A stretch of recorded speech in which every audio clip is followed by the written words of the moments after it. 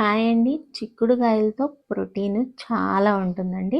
చిక్కుడుగాయలని మనం రొటీన్‌గా ఎప్పుడు కర్రీనే చేసేసుకుంటాము. అలా కాకుండా చిక్కుడుకాయలతో ఇలా కట్లెట్ స్పెషల్‌గా ఒక డిష్ అయితే తయారు చేశానండి. చిక్కుడుకాయి పైన తొక్కలు, గింజలు ఉంటాయని చాలామంది పిల్లలు ఇష్టంగా తినరు. వాళ్ళ కోసం ఇదైతే చాలా ఉపయోగపడుతుంది. కట్లెట్ లాగా తయారు చేశాను. ముందుగా వీడియోలోకైతే వెళ్ళిపోదాం. లాస్ట్ వరకు వీడియో చూడండి. ఒక లైక్ అయితే ఇవ్వండి. చిక్కుడుకాయలను శుభ్రం చేసేసుకొని వాటర్ వేసేసుకొని చక్కగా ఉడికించుకోవాలి. సన్నగా తరిగిన ఉల్లిపాయ, పచ్చిమిర్చి, కరివేపాకు, కొత్తిమీర తరుగు, ఎల్లుల్లిపాయ తరుగు అనమాట ఇవి. మొత్తం అన్నీ సన్నగా కట్ చేసుకొని పక్కన పెట్టుకోండి. అలా అయితేనే మనకి పిండిలో కలుస్తుందనమాట. ఇప్పుడు ముందుగా ఉడికించేసుకున్నాము కదా, కొంచెం సాల్ట్ వేసుకొని చిక్కుడుకాయలు అవి కోర్స్‌గా మిక్సీ జార్‌లో వేసుకొని గ్రైండ్ చేసుకోవాలి. బాగా మెత్తగా చేసుకోకూడదు.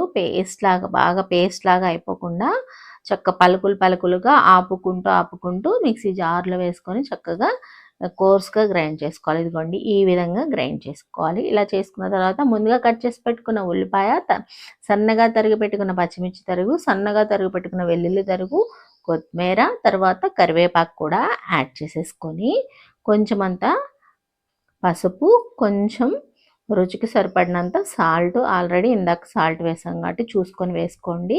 స్పైసీకి సరిపడినంత కారం, చిన్న పావు స్పూను గరం మసాలా అయితే యాడ్ చేసేసుకొని 2 స్పూన్ల శనగపిండి, 2 స్పూన్ల కార్న్‌ఫ్లోర్ కూడా 2 స్పూన్లు యాడ్ చేసేసుకుంటే మనకి ఇవి క్రంచీగా లోపల సాఫ్ట్గా ఉండి పైన క్రంచీగా వచ్చి పిల్లలకి ఇలా చేసి పెట్టారు అంటే అసలు చిక్కుడుకాయ వేస్ట్ చేయకుండా చక్కగా తినేస్తారు.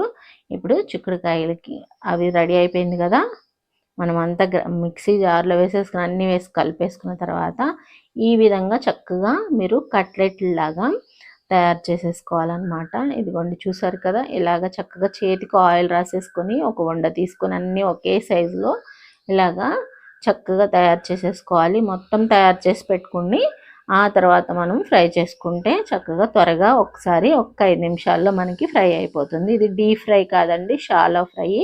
ఇదిగోండి అన్నీ రెడీ చేసి పెట్టుకున్న తర్వాత కొద్దిగా 1 స్పూన్ ఆయిల్ అయితే వేసుకున్నాను నేను.